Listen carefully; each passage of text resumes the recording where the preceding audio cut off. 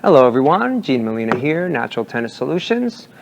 We're back and the video is going to be about alternatives to learning the core rotation. I know that my core rotation video goes through specifically how to get the core rotation to happen, but I wanted to give you a few alternative ways to try to feel it, and just in case you didn't really get the whole stretching feel. Some people have trouble learning it different ways, so we'll figure this out. So first thing I want to show you is medicine ball. It's used a lot. You'll see videos with pros doing this. Main focus with this would be to get you to learn the stretch as it goes back. So as you can see, my front shoulder has come all the way around, and if I'm keeping my feet straight and I'm facing you, keeping my head toward you as well, the stretch of my shoulder coming around is really what makes that core stretch get to its maximum. So from this position, I always feel like I have to muscle to bring it back forward again, because it's very difficult to get a heavy type of medicine ball to come around and then push back. But if you time it right with your legs, if you get here and then come up, you'll be able to feel the weight of the medicine ball get released from your arms. So on the release, now what has to be felt is going to be I like to call it the lat stretch, your latissimus dorsi back here. So you rotate this way and then you stretch. So on the forehand side, if you're a righty, the lat will get stretched going out. So I'm stretching here, and here actually this lat could actually get stretched, but I'm stretching and then I'm stretching, and I'm really trying to get this stretch to feel like it's pushing all the way out. So it's really about stretching this way and then stretching the other way and getting that lat to go. So now that is the medicine ball. Now, number two, tube. Some of you guys have seen this at the club. It's a tennis tube. You just pick up balls with it.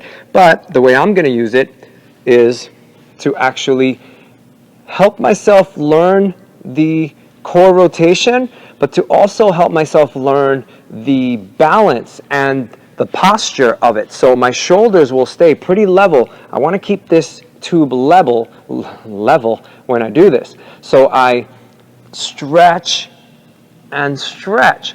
And just by doing this, trying to keep the tube level, I can actually feel my posture. My posture is very good here. I bend my knees. I'm getting myself to stay in a level position. My shoulders are not doing this. They're not dipping. Some people will set up for the forehand and they will dip this way. See the dip? You actually want to get yourself to feel as balanced as possible by not dipping the front shoulder, just rotating. So it becomes a rotation. If you want to dip, it's the legs that make you dip. You dip with the legs, you don't dip with the shoulder. Dip with the legs. The legs will be used more, your lower back will be saved, because when you do this, your lower back actually gets engaged, and if you have lower back problems, that could actually exacerbate them a little bit more. So the tube becomes a matter of keeping the posture. But as you notice, I am stretching and stretching. Now you could also make it a little fun. If someone tosses you a ball, you could try to actually hit it with the tube, but you don't want to accelerate forward. Remember, you're going to rotate and then hit the ball with a very smooth rotation forward. If you rotate and then rush to hit that ball with the tube, then the timing is going to be thrown off.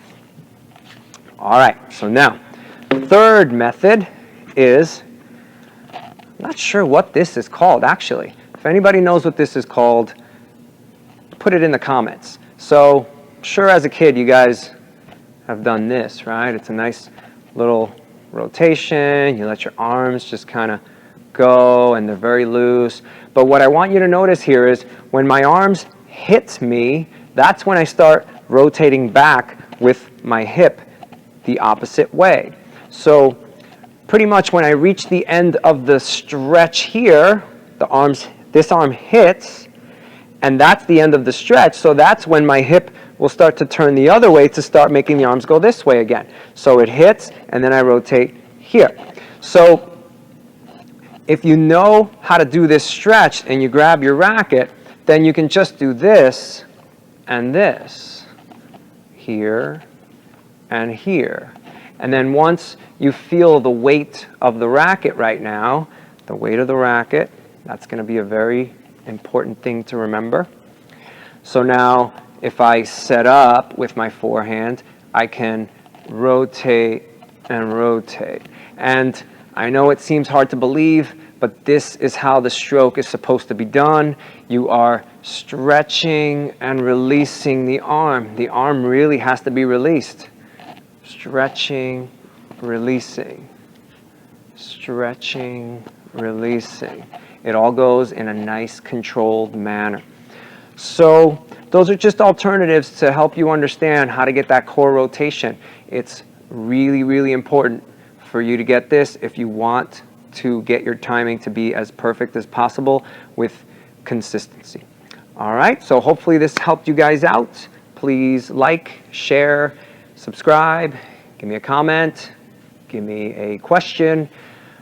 I will see you on the next one.